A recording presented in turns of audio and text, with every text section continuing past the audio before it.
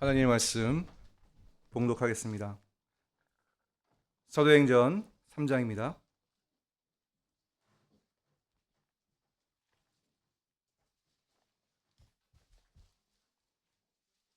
1절부터 10절까지 제가 받들어 읽겠습니다.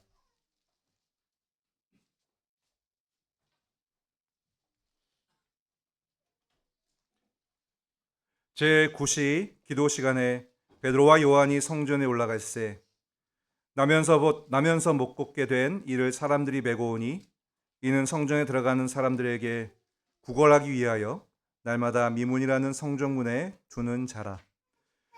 그가 베드로와 요한이 성전에 들어가려 함을 보고 구걸하거늘 베드로가 요한과 더불어 주목하여 이르되 우리를 보라 하니 그가 그들에게서 무엇을 얻을까 하여 바라보거늘 베드로가 이르되 은과 금은 내게 없거니와 내게 있는 이것을 내게 주노니 나사렛 예수 그리스도의 이름으로 일어나 걸으라 하고 오른손을 잡아 일으키니 발과 발목이 곧 힘을 얻고 뛰어 서서 걸으며 그들과 함께 성전으로 들어가면서 걷기도 하고 뛰기도 하며 하나님을 찬송하니 모든 백성이 그 걷는 것과 하나님을 찬송함을 보고 그가 본래 성전 미문에 앉아 구걸하던 사람인 줄 알고 그에게 일어난 일로 인하여 심히 놀랍게 여기며 놀라니라. 아멘.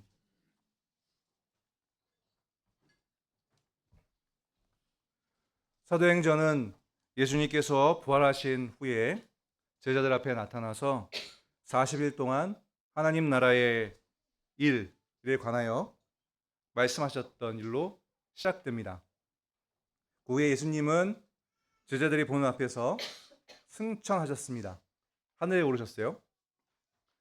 다시 열흘 정도 지나서 오순절이 되었을 때 예수님께서 약속하셨던 대로 성령 하나님께서 기도하던 제자들 무리에 임하셨고 그 가운데 베드로 사도가 십자가에 못 박히신 예수 그리스도의 대속으로 인해 주어지는 죄사함의 은혜에 대해서 설교하자 수많은 사람들이 믿고 세례를 받았습니다.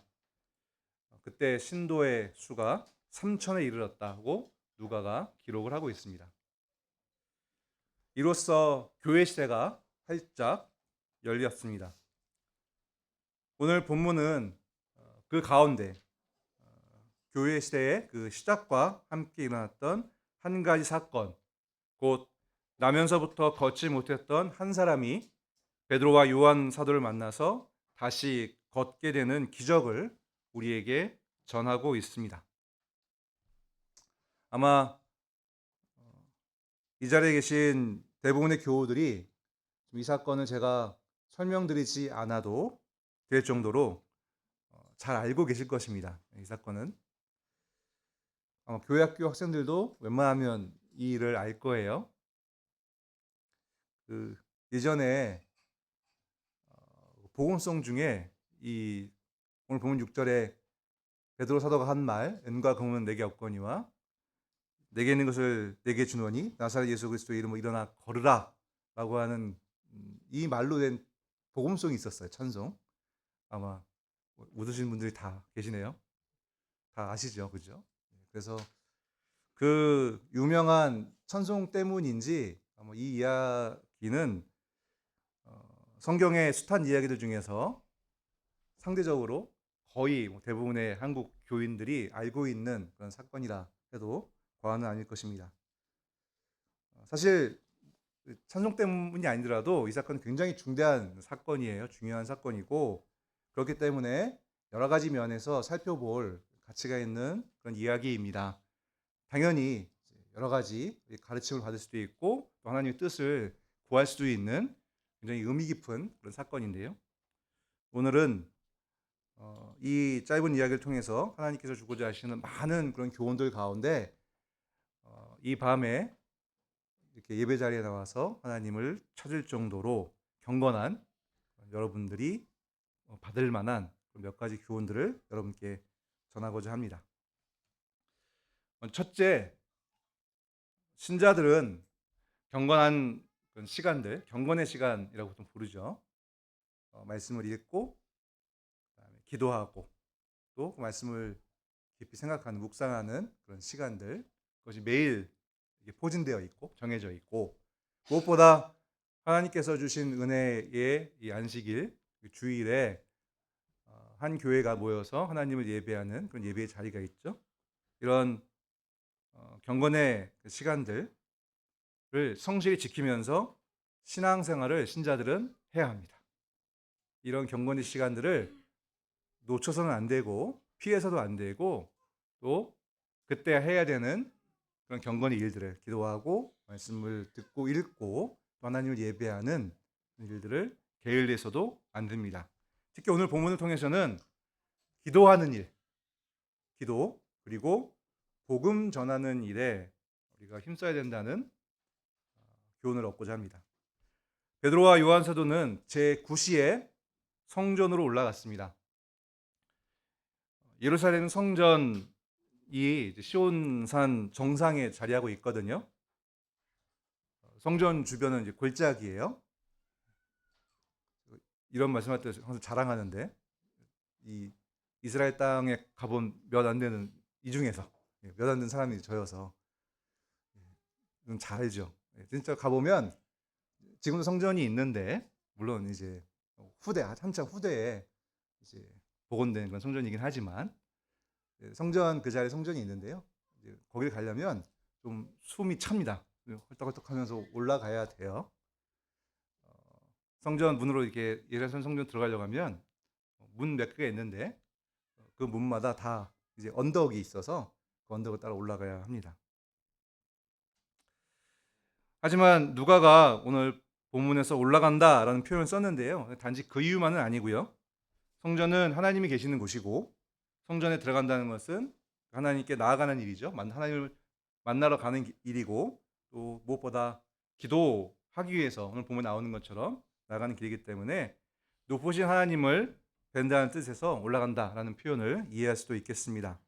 제9시, 지금 시간으로는 오후 3시거든요. 오후 3시가 기도 시간이었습니다.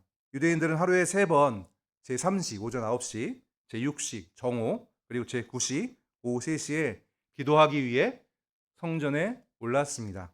아마도 모세 율법대로 제사를 드릴 때 상번제가 있잖아요. 아침 저녁으로 번제를 드리는 그 율법을 따라서 기도하는 관습이 계속 이어진 것으로 보이고, 그런 관습 가운데 많은 유대인들이 기도하기 위해서 성전으로 올라갔습니다.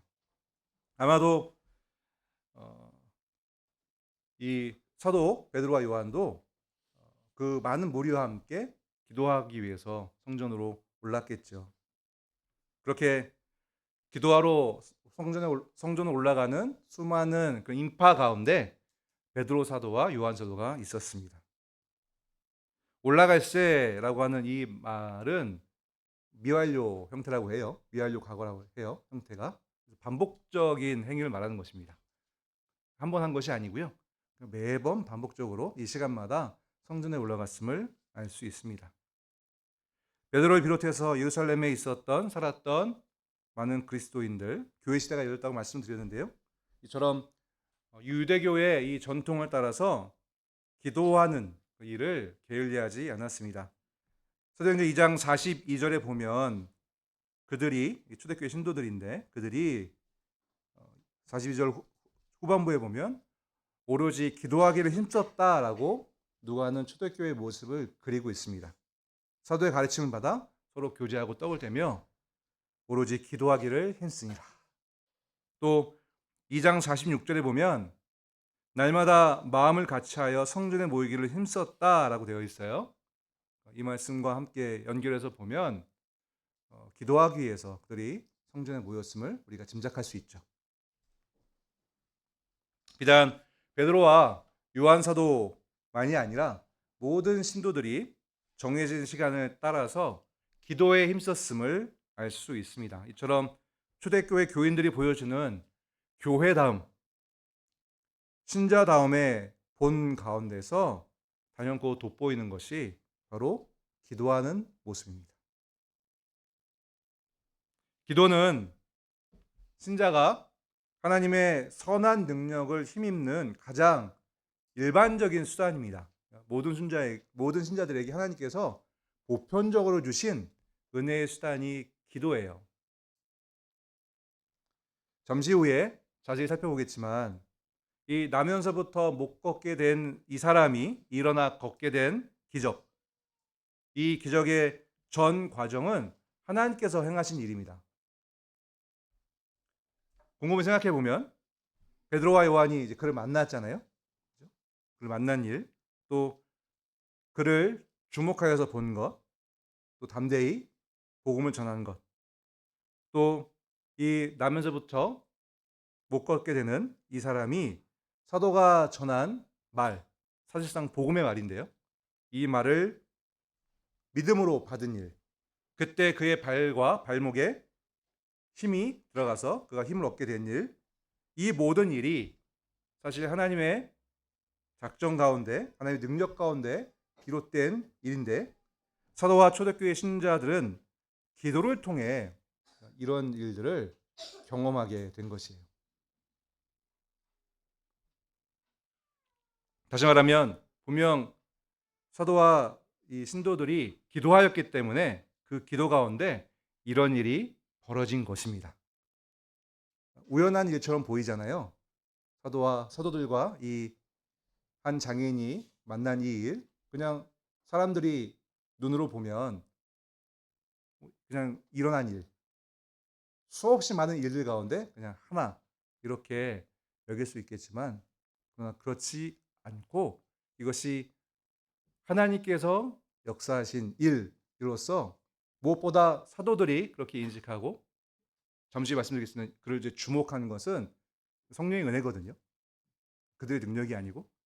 그랬을 때 이런 일들, 그러니까 우리식으로 얘기하면 그들이 불신자들을 만나고, 또 하나님께서 이제 믿음을 주어서 하나님의 구원의 은혜를 받을 만한 그 사람을 만나게 되고, 그에게 복음말을 전할 그런 마음을 갖게 되고 하는 이 모든 일들이 기도 가운데 일어난 일임을 우리는 분명히 생각해 볼 수 있습니다.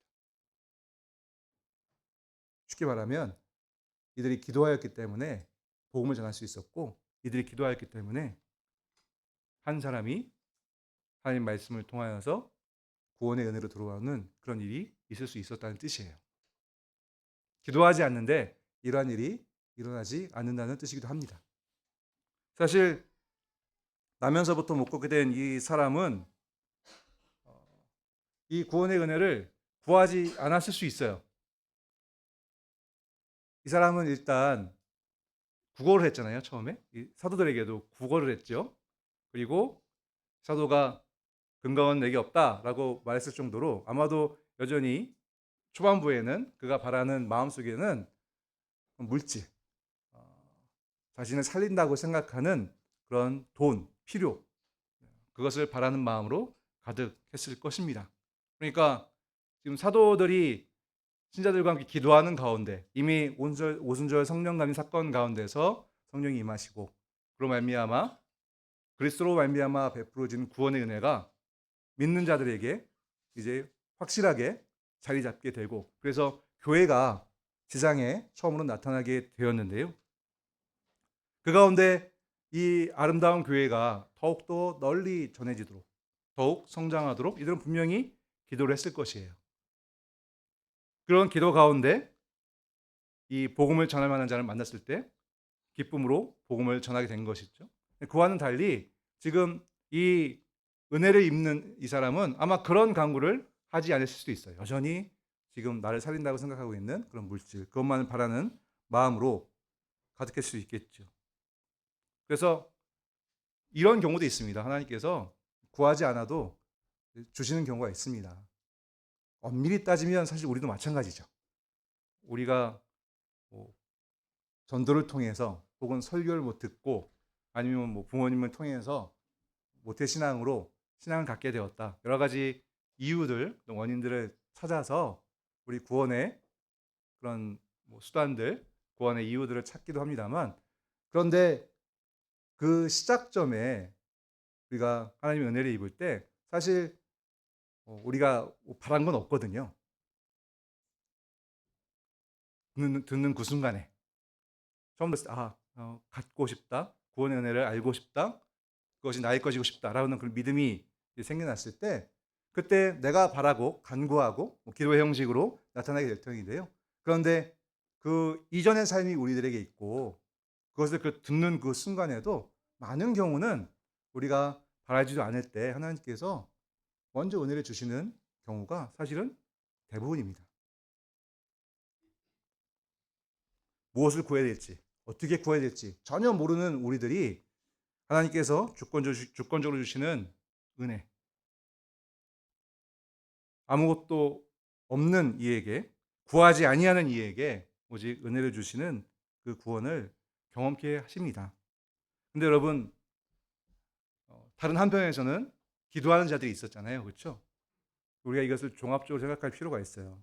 그래서 모든 것이 하나님의 은혜다. 맞죠? 하나님께서 구하지 않는 자에게 하나님께서 주권적으로 주시는 것이 구원의 은혜다. 맞습니다.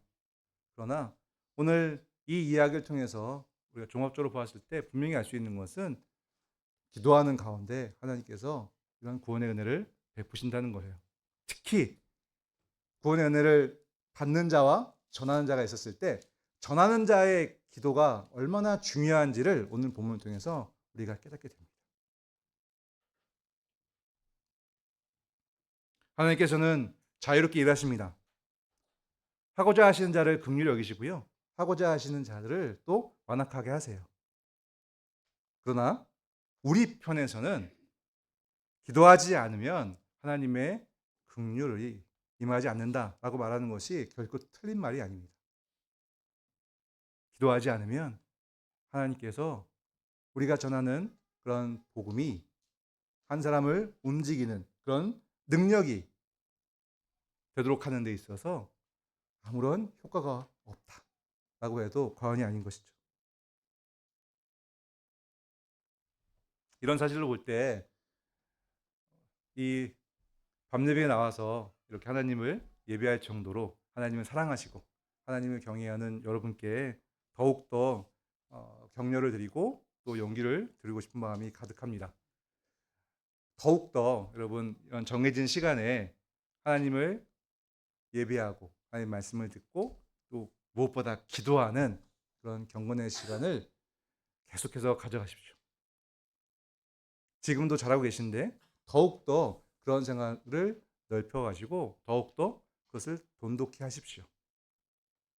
혹시 이 중에 이런 경건의 시간들이 좀 있다가 없다가 혹은 최근에는 하나님의 은혜로 이제 좀 해봐야지 내 삶을 잘 정돈해야지라는 그런 마음을 갖게 되어서 기도하는 시간과 말씀 읽는 시간들을 또 정하신 분들 있다고 한다면 정말 잘하시는 겁니다. 더욱더 그렇게 하셔야 됩니다. 이 초대교회의 이런 선한 모습이 분명 우리에게 본이 되어야 마땅할 것입니다. 그리고 특히 이들이 이 복음 전하는 일에 큰 관심을 가지고 있었잖아요. 그죠? 기도하는 가운데 복음 전하는 일로 나갔단 말이에요.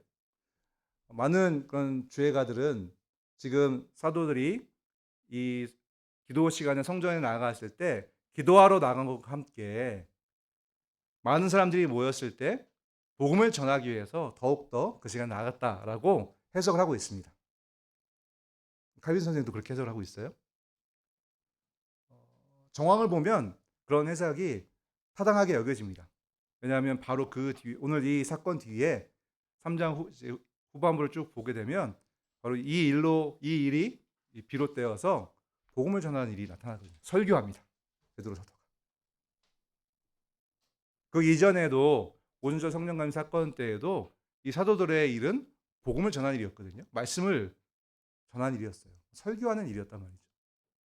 오늘 주일 끝나고 다음 주일에 전도 초청 주일이죠. 그러면 예배 시간에 설교하게 될 텐데 복음을 전하는 설교를 한단 말이죠.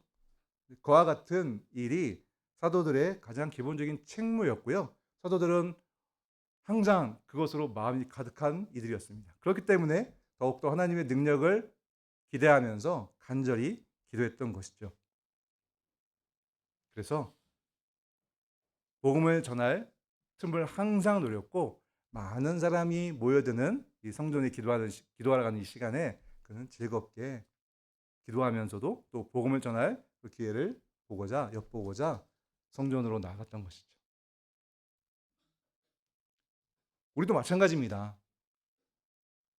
사도가 보여주는 이 본은 사도니까, 이들은 말씀 사역자니까 이건 당연히 그래야 되지라는 것이 아니라 이들의 통치, 사실 그리스도의 통치를 이들이 대리하는 것인데 이들의 통치로 말미암아 나타난 그 교회가 가져야 될 모습을 사실 사도들이 보여준 것이거든요.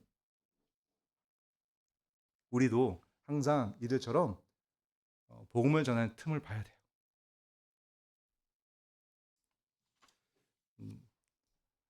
우리가 뭔가 하고자 하면 사업을 하거나 뭐 공부를 하거나 하면 계획을 세우잖아요. 그죠? 뭐 목표도 있고 그 목표를 이루기 위한 그런 과정이 있죠. 그래서 계획을 촘촘히 세웁니다. 그 계획을 따라서 열심히 노력하죠. 뭐 안 되는 경우도 많고 계획대로 못 따라가는 경우도 많습니다만 계획 없이 뭔가를 하고자 하는 경우는 많지 않아요.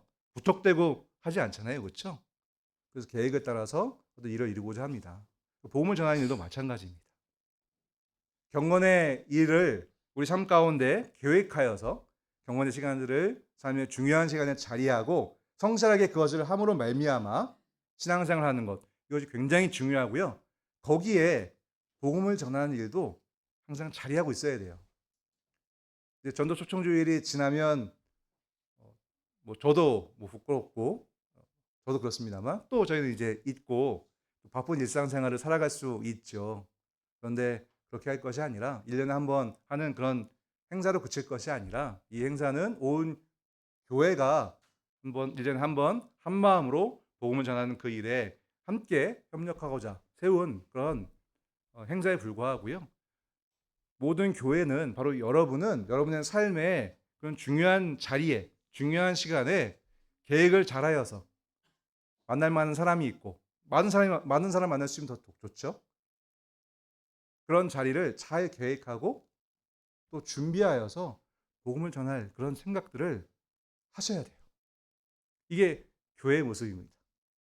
여러분이 하실 수 있습니다. 이 밤에 하나님을 찾는 여러분이 하실 만한 일입니다. 결코 부담을 가지시거나 아니면 현대사회가 사람 만나는 것이 좀 어렵고 또 우리 한국 사회도 점점 개인주의화 되어 가서 사람이 사람을 찾아가거나 이런 특히 이제 종교적인 얘기를 하는 이런 것이 어려운 시대이기는 합니다만 더더욱 그럴수록 더 세밀하게 계획을 세우고 내가 만나는 사람들이 어떤 사람들을 잘 가늠하여서 제일 좋은 시간에 적절한 시간에 많은 사람을 만날 수 있는 그런 때에 그런 장소에서 그 자리에 그 시간의 성격을 잘 살핀 다음에 이러한 말씀을 준비해서 이러한 어떤 태도를 가지고 내가 복음을 전하겠다라는 마음을 가셔야 됩니다. 생각을 가셔야 됩니다. 그래야 기도가 이어지는 거예요. 구체적으로 기도하게 되는 것이죠. 하나님 누구를 만납니다. 이 시간에 누구를 만나고 복음을 전하기를 원하는 소망하는 마음이 있습니다. 그래서 이렇게 준비했습니다. 하나님 이 과정 가운데 역사해 주셔서 이렇게 의도한 대로 이루어질 수 있도록 도와주시옵소서. 제가 미처 세우지 못한 그런 구체적인 것들이 있다고 한다면 부족한 부분도 하나님께 채워주셔서 하나님의 특별한 능력으로 말미암아 제가 의도하지 못한 것들을 이루어 주시고 또 생각나게 하셔서 준비하는 과정 가운데 기도하는 과정 가운데 생각나게 하셔서 더욱더 세밀하게 그 사람들과의 만남을 준비할 수 있도록 하나님께서 지혜를 주시옵소서. 이렇게 기도를 해야죠.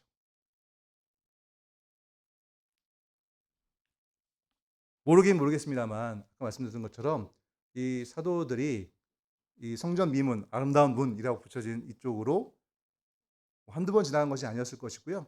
오늘 이 나면서부터 못 걷게 된 이 사람도 같은 그런 시제를 쓰고 있어서 아마도 평생 거의 대부분의 그 시간들을 이 자리에 나와서 구걸하는 일로 시간을 보냈을 것이에요. 그럴 공산이 큽니다.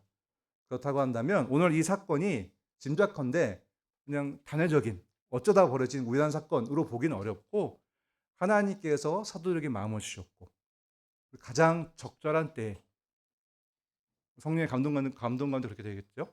가장 효과적인 때에 사도의 마음을 움직여서 그를 주목하였고 그에게 복음의 말을 전하는 그런 역사를 일으켰을 것입니다. 사도들이 아무 생각 없고 기도하지 않은 가운데 갑자기 이런 일이 일어나는 것이 아니라는 뜻이죠. 우리도 마찬가지입니다. 여러분이 정말 사랑하는 이들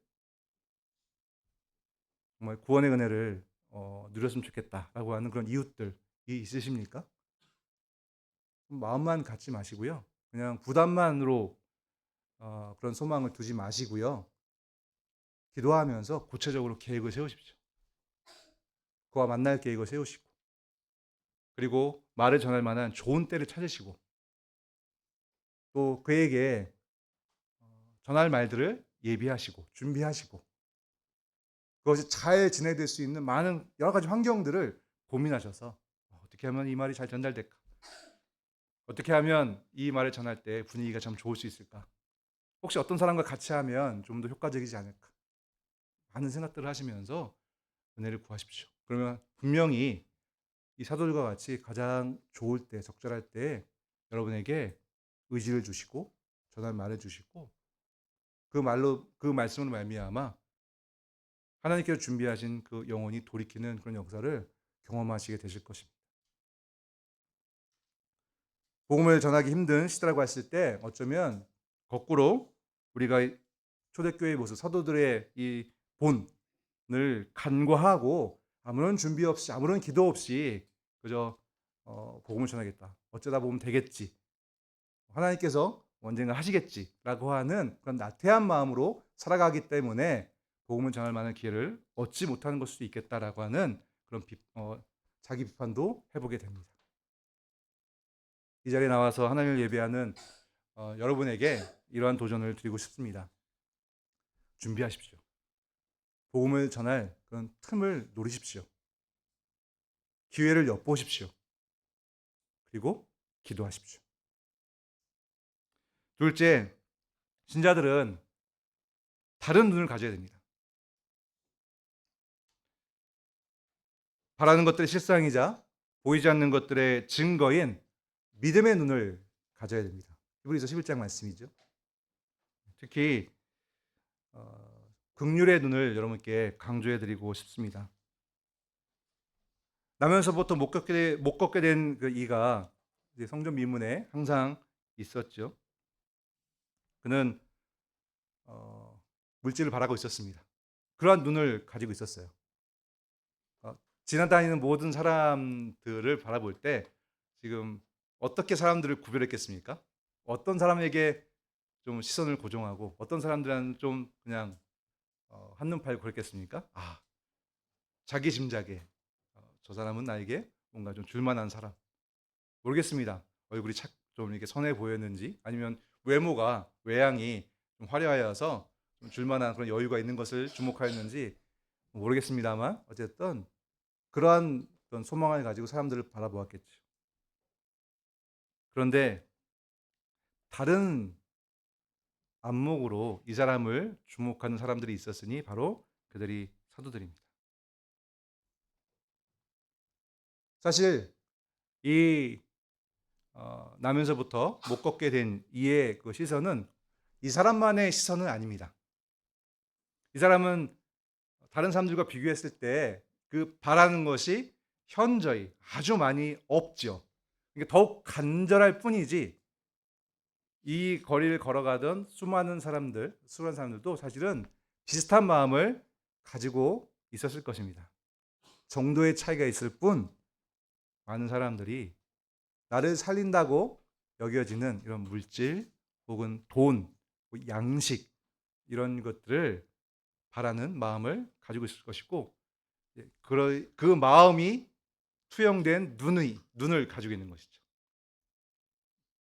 그래서 현대인들도 마찬가지죠. 현대인들도 아침에 일어나서 잠들 때까지 정말 이렇게 눈이 충혈되어서 바라보고 있는 그런 대상들이 어떤 것입니까? 어떤 이들은 하루 종일 주식창을 보기도 하고, 어떤 이들은 뭐 좀 경제적으로 수익을 얻을 만한 그런 정보가 있는 그런 뭐 인터넷이라든가 여러 가지 정보에 시선이 가 있기도 하고, 뭐 보편적으로는 사람들이 자신들에게 수입이 주어지는 그런 일들을 어떻게 하면 잘할까, 어떻게 하면 이것으로 더 많은 수익을 올릴까라는 것에 골몰하여서 그것을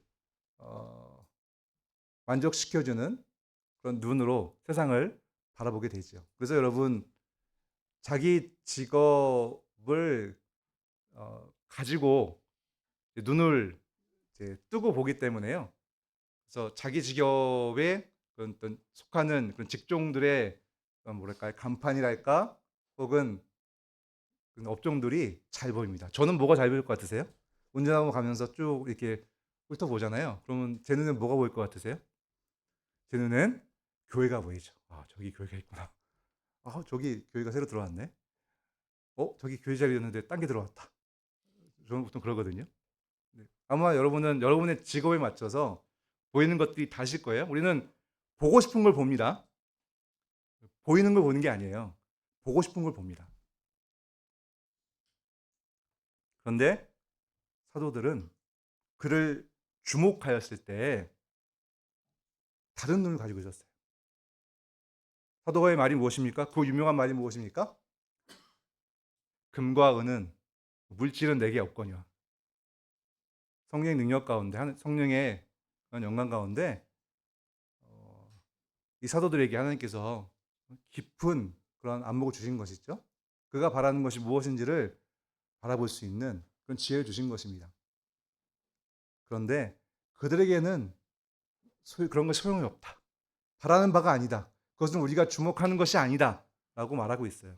그러면서 내게 있는 것을 내게 주노니 나사렛 예수 그리스도의 이름으로 일어나 걸으라. 라고 말했습니다. 이들이 바라보는 것은요, 믿음의 눈이에요. 믿음의 눈으로 바라보는 것이에요.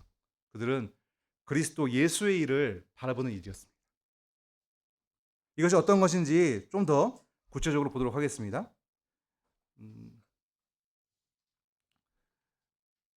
3장 13절에 보시면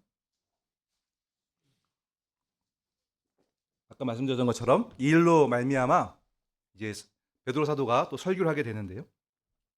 그 설교의 일부분인데 13절에 보시면 아브라함과 이삭과 야곱의 하나님 곧 우리 조상의 하나님이 그의 종 예수를 영화롭게 하셨느니라 이렇게 선언하고요. 그런데 그것을 너희가 유대인들이 거부하였다라고 유대인들을 책망한 다음에 15절 말씀 보시면 생명의 주를 죽였도다. 그러나 하나님이 죽은 자 가운데서 그를 살리셨으니 우리가 이 일의 증인이라. 그 이름을 믿음으로 그 이름이 너희가 보고 아는 이 사람을 성하게 하였나니 예수로 말미암아 난 믿음이 너희 모든 사람 앞에서 이같이 완전히 낫게 하였으니. 19절 말씀 보실까요? 그러므로 너희가 회개하고 돌이켜 너희 죄 없이 함을 받으라. 이같이 하면 새롭게 되는 날이 주 앞으로부터 이를 것이오. 사랑하는 성도 여러분, 지금 나면서부터 걷지 못하는 이제 4장에 보면 이 사람이 40살이 넘었다는 걸 알 수 있어요. 이로 말미암아 이제 공회가 열리고 공회에 사도들이 끌려가고 이렇게 되거든요. 공회에서 변호하게 되는 일이 나타나는데요. 거기에 보면 40년 넘게 이 사람은 말하자면 지금 쓰지 않는 말인데요. 불구자였어요. 다리를 쓰지 못하는 사람이었단 말이죠. 뭐 기어 다니든 아니면 이렇게 팔로 이렇게 몸을 미끌고 가든 아니면 다른 사람의 부축을 받던 자기 스스로 움직일 수 없던 그런 불구자였단 말이죠. 평생을 그렇게 살았던 사람입니다. 그런데 그가 성하게 되는 놀라운 기적이 나타났어요. 있을 수 없는 일이 나타났어요. 오늘 본문 마지막에 보면 수없이 많은 사람들이 이 자가 걷고 뛰고 하나님은 찬송하는 모습을 보면서 놀랐다고 했죠. 그죠? 그럴 수밖에 없어요. 왜냐하면 수십 년 동안 그를 봤거든요. 앉아있는 걸 봤거든요. 구걸하는 걸 봤거든요. 그런데 그가 자유롭게 되었어요. 그가 회복되었어요. 성하게 되었어요. 여러분, 이런 일이 있을 수 있을까요? 의학적으로 뭐 이런 일을 이룰 수 있을까요? 아니요. 이거는 있을 수 없는 일입니다. 그래서 우리가 기적이라고 부르죠. 지금 사도는 이 기적을 지금 앉아 있을 때부터 구걸할 때부터 이 기적을 바라고 있었어요. 그러니까 이해하고 있는 것이죠. 그러니까 설명할 수 있는 것이죠. 성령이 주신 감동 가운데 이 앉은 자가 일어날 수 있다고 하는 그런 기대를 가지고 있었단 말이죠. 근데 어떻게 해요? 지금 사도가 증언하고 있는 것처럼 예수 그리스도의 능력으로 하나님께서 종으로 보내시고 모든 사람을 위한 그런 종으로 보내시고 그리고 죽은 자 가운데서 살리신 이 그리스도로 말미암아 이러한 능력이 이루어질 수 있다는 사실을 그들은 분명히 알고 기대하고 있었던 것입니다. 여기에는 사실 많은 하나님의 뜻이 담겨 있어요. 바로 이 종이 하나님께서 보내신 이 종이 사실은 하나님의 아들이신 하나님 자신이신 예수 그리스도라는 것. 하나님께서 특히 19절 말씀에 나오는 것처럼 단지 몸이 성하는 것이 아니라 오늘 오전 말씀에 들었습니다만 몸이 성하는 것이 목표가 아니라 그 몸이 성하는 것으로 말미암아 분명히 보여주는 더 크고 위대한 일 그것은 죄에 속박되어서 전혀 자유롭지 못한 사실상 죽었다고 할 수 있는 생명이 없다고 할 수 있는 그런 인생들이 그의 죄의 속박으로부터 벗어나서 자유롭게 되는 그 놀라운 일을 이루실 수 있는 분으로서 예수 그리스도께서 오셨다는 사실을 사도는 분명히 알고 있었고요. 그러한 내용들이 사실은 담겨 있는 것입니다. 예수 그리스도의 이름으로 명하노니 일어나 걸으라 라고 하는 이 선포는요. 바로 하나님께서 그리스도로 말미암아 행하신 그 위대한 일을 아는 자가 그것을 바라보는 자가 믿음으로 선포한 일이에요. 이 믿음은 우리 모두가 가지고 있는 믿음입니다. 여러분 우리가 이 자리에 왜 모여 있습니까? 우리가 왜 여기 왜 나와 있죠 지금? 하나님을 만나기 위해서 왔습니다. 그죠? 하나님을 예배하기 위해서 나와 있습니다. 우리가 어떻게 하나님을 예배할 수 있죠? 의로운 하나님, 참으로 선하신 하나님. 그분 앞에 우리가 어떻게 나올 수 있죠? 우리는 아담의 원죄로 말미암아 하나님의 심판을 받을 수밖에 없는 그러한 죄인들입니다. 영적인 불구자들입니다. 하나님께 나오기는커녕 하나님의 심판을 받을 수밖에 없는 그런 존재들이에요. 그런데 우리가 어떻게 여기 나올 수 있죠? 믿음이 있으니까요. 하나님께서 우리를 회복시켜 주셨다. 영적 불구자였던 우리를 일으켜 주셨다라고 하는 믿음이 있으니까 우리가 이 자리에 나와 있잖아요. 사도들의 믿음을 우리가 가지고 있잖아요.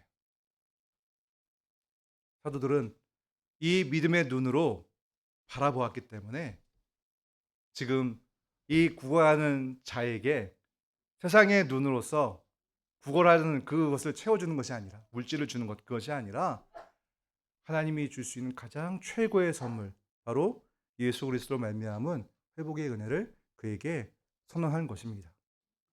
그리스도 예수의 이름으로라고 하는 것은 이것은 자신들이 할 수 있는 일이 아니라 오직 이제 부활 승천하셔서 하늘에 계심을 말미암아 이제 성령으로 자신의 능력을 펼쳐 가시는 예수 그리스도만이 그 일을 하실 수 있다는 것을 증언한 것이에요. 오늘 오전에 우리 주님께서 예수님께서 행하셨던 병나음의 그 기적이 이제 교회 시대에 연장된다. 펼쳐진다. 교회를 통하여서 분명하게 일어난다라는 사실을 사도들이 선언하는 것이에요. 자신의 능력이 아니라 이것은 하늘에서 통치하고 계시는 교회를 다스리시는 예수 그리스도의 능력이다라는 것을 선언하는 것이죠. 여러분도 이런 믿음의 눈이 있으시잖아요. 그렇죠? 그러면 그 눈을 간직하셔야 돼요. 저는 평생 동안 안경을 안 썼어요. 근데 조만간 여러분 안경을 쓰고 나타날 것 같아요. 안 보이기 시작했어요. 놀라지 마십시오. 안경 쓰고 나타나더라도. 여기 안경 쓰시는 분이 많이 계시는데요. 모르긴 모르지만, 전 잘 모르지만, 아침에 일어나시면 뭐부터 찾으시죠? 뭐부터 찾으세요? 안경부터 찾으시잖아요. 그렇죠? 뭐 수련회 같은 데 보면 보통 그러더라고요. 안경 쓰시는 분들은 아침에 일어나면 안경부터 찾으세요. 뭐 겨울에 이런 때 습기 많은 데 가잖아요. 온도차 때문에. 그죠? 그러면은 딱 들어가면은 안경에 습기 차잖아요. 그러면 안경 쓰시는 분들은 가장 먼저 하는 일이 뭐죠? 그거 닦기 바쁘세요. 막 닦고.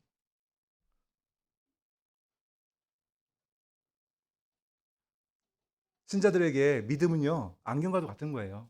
아침에 일어나서 제일 먼저 찾아야 될 게 뭐냐면 믿음이에요. 우리의 바라는 것들 실상을 찾아야 돼요. 아침에 눈을 떠서 그리스도로 말미암아 우리에게 주어지는 그 놀라운 은혜를 찾아야 돼요. 마음에 간직해야 돼요. 우리가 매주 교회 다니고 설교 듣고 여기 계신 분들은 특히나 잘하시니까 뭐 공동체 성경을 통해 성경 들으시고 또 기도하시고 하시니까 어, 뭐 잘하고 계신데, 근데 자칫하면 그런 믿음의 안경을 찾는 일을 소홀히 할 수 있거든요. 그게 습관이 될 수 있어요. 그래서 아침에 일어나자마자 기도하는 것도 굉장히 중요한 일입니다. 제일 먼저 해야 될 기도가 뭘까요? 하나님, 아침에 일어났습니다. 저에게 믿음의 안경을 다시 씌워 주시옵소서. 잠들 때까지 이 안경을 벗지 않게 해 주시옵소서. 그 눈으로 이제 나를 바라보고 세상을 바라봐야 돼요.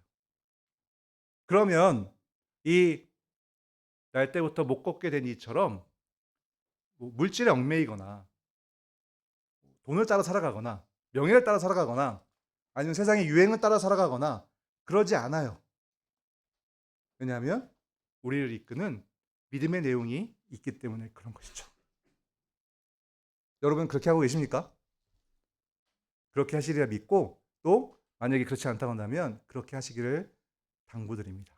그리고 무엇보다 믿음의 눈을 가졌을 때 긍휼의 눈을 가져야 돼요.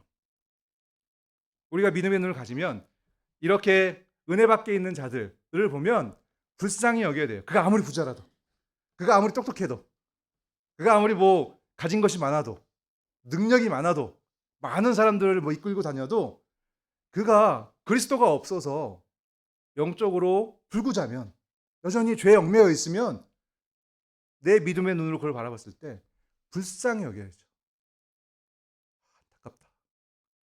안타깝다. 여전히 왜 저럴까? 저도 마찬가지입니다만 연약하여서 때로는 우리가 믿음의 안경을 내려놓으면 그들이 가진 것에 현혹이 돼가지고요. 그들이 가지고 있는 물질, 그들이 가지고 있는 건강, 어떤 아름다운 외모, 여러 가지 능력들, 거기에 우리가 도취되어서 참 좋아 보인다. 저 사람처럼 되고 싶다. 이렇게 오히려 나면서부터 앉은 자와 같은 그런 시선을 갖게 되는 경우도 있습니다. 그래서 안 되겠죠. 그렇죠? 복음을 전하는 일은 바로 이런 긍휼의 눈을 가질 때 사실은 실제적으로 실천이 됩니다. 안 그러면 복음 전하는 일은 자칫하면 의무감이나 혹은 외식이라고 하죠. 우리 교회 내에 있으니까 마지못해 해야 되고 사람 눈치를 봐서 저분도 하니까 특히 직분자가 되거나 하게 되면 사람이 눈치를 봐서 하게 되는 그런 일이 될 수 있습니다. 그래서 안 되겠죠. 믿음의 안경을 쓰시고요. 그러면 당연히 우리의 부유함을 먼저 알게 되고 마음이 기쁘게 되고, 그리고 큰 위로와 그리고 만족 가운데 살아가게 되겠죠. 자족하게 되겠죠. 내 안에 계신 그리스도로 말미암아. 그리고 상대적으로 그렇지 못한 자를 바라봤을 때 오늘 사도들이 본 것처럼, 사도들이 주목한 것처럼, 오늘 주목한다는 이 단어는 굉장히 강한 단어거든요. 사실 예수님께서 승천하실 때 그 끝까지 하늘을 바라봤던 그 단어가 똑같은 단어예요. 마음을 가지고 계속 살펴본 거거든요. 그렇게 할 수 있는 것은 사실은 그리스도와 같은 긍휼의 마음을 가질 때 사실은 가능한 것입니다. 나와 같은 은혜를 저는 누리지 못하는구나. 여러분 오늘 본문에 너무나 놀랍죠? 이 40년 동안 날 때부터 걷지 못한 자가 이제 그 부자요 수로부터 해방이 되어서 뛰어노는 그 놀라운 일을 보잖아요. 그죠? 그런데 이 사도 베드로의 설교에 따르면, 그리고 앞에 오늘 본문 앞에 2장에서 오순절 성령 강림 사건이 있었고, 그때 베드로 사도가 뭐 요에서라든가 시편을 통해서 설교한 내용이 있었는데요. 그때도 죄사함에 그리스도 예수로 말미암아 주어지는 죄사함의 은혜, 대해서 사도 베드로가 설교를 했거든요.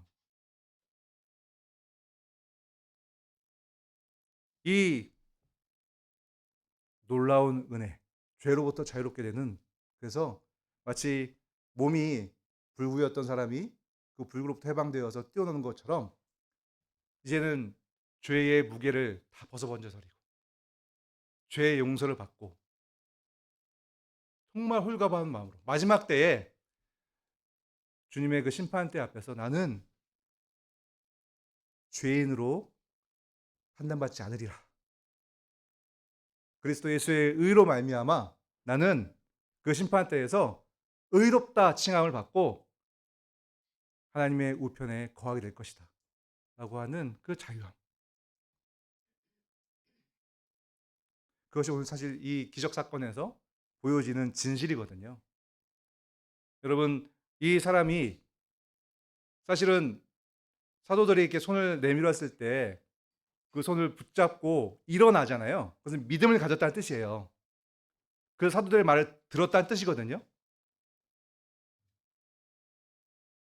그리스도 예수의 이름으로 너에게 전하노니 일어나 걸어라. 그 말에 담겨 있는 깊은 의미, 제가 쭉 설명드린 그 깊은 의미를 그가 최초의 순간에 얼마나 깊게 깨달았는지는 사실 성경이 말하고 있지는 않습니다. 그러나 짐작컨대 마지막 결과라든가 또 뒤에 이어지는 사도들의 베드로의 설교를 보았을 때 그에게 단순히 몸이 낫는 그 정도의 믿음이 아니라 이 사도들의 초청 가운데 더 신령하고 깊이 있는 그 무언가를 깨닫고 죄사함의 은혜까지를 바라는 그 소망으로도 이어졌음이 분명합니다. 그것이 이 순간이었는지 아니면 좀 시간차가 있는지 그것은 정확히 알 수 없지만 그의 믿음은 분명 성령께서 주신 믿음이에요. 지금 하나님께서 작정하신 때에 그리스도 예수로 말미암아 성령의 일하심으로 전환한 자와 그 전환 받는 자가 새 생명을 경험하는 놀라운 일이 벌어지고 있단 말이죠. 그것이 눈으로 보는 그런 형상으로 나온 것이 일어나 뛰어노는 거예요. 뛰어다니는 거예요. 우리는 그것을 아는 자리란 말이죠. 사람이 가질 수 있는 가장 최고의 복을 아는 사람들이에요. 그것을 즐거워하는 사람들이란 말이죠. 그게 우리 믿음의 눈입니다. 그러면 그렇지 못한 사람들을 보면 당연히 안타깝고 넉넉한 자로서 사랑으로 나눠주고 싶고 하게 되는 것이 마땅하죠.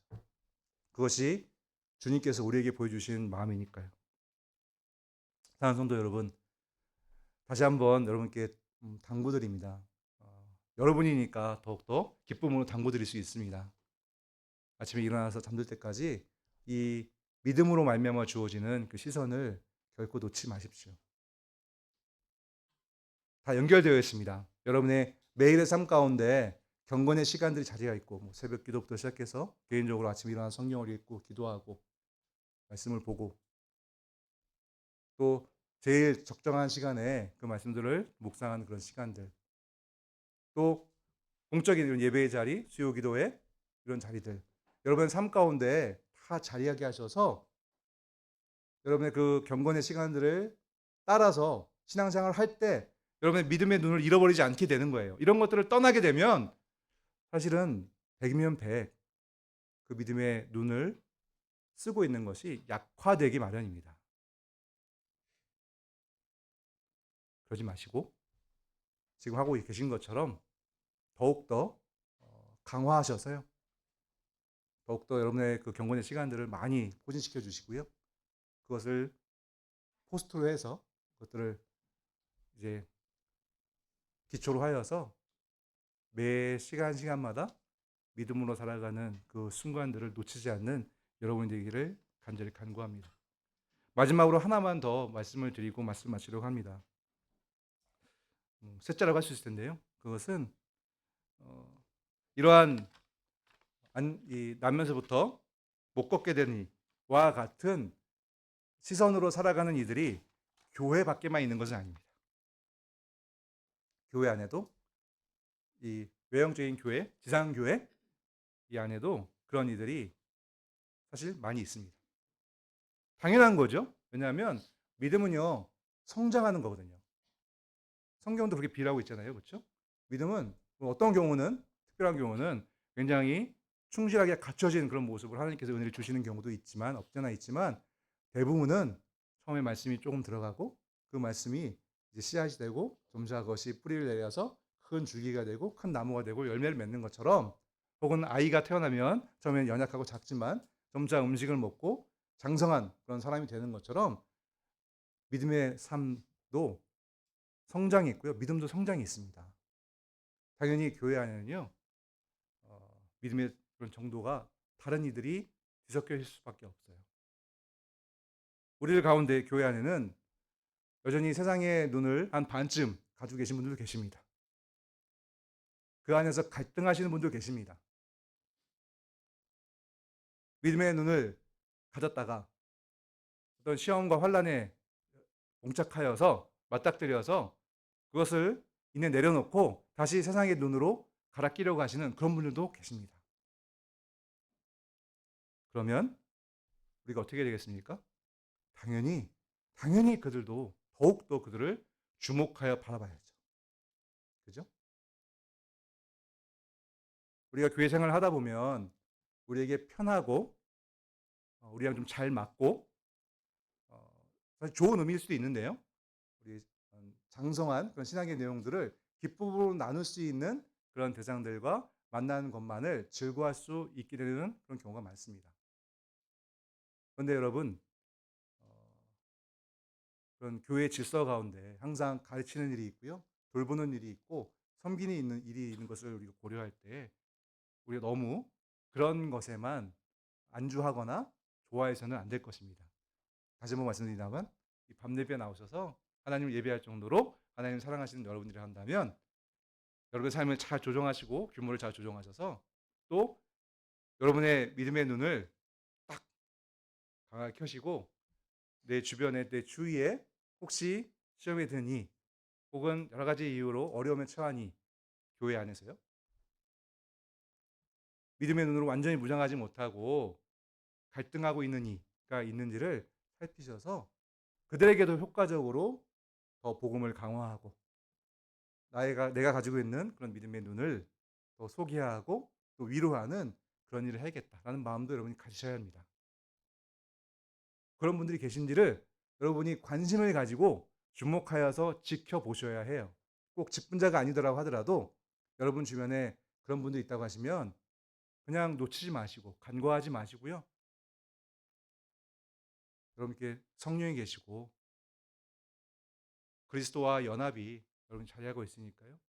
여러분이 기도하면 하나님의 은혜를 구하면 그런 긍휼의 눈이 교회 안에서도 밝히 보여지게 될 것입니다. 그런 바람이 있으셔야 돼요.